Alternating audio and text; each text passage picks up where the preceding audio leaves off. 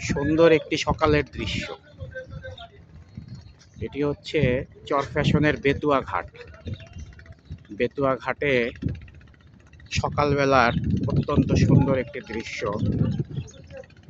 যদিও আমরা কেবিন থেকে আসতে দেরি হয়েছে, আর একটু সকালে আসলে আরো সূর্য ওঠাটা সুন্দরভাবে দেখা যেত। তো খুব তাড়াতাড়ি আজকে সূর্য উঠে গেছে, যার কারণে অনেক রৌদ্র দেখা যাচ্ছে। তারপরেও খুব সুন্দর দৃশ্য।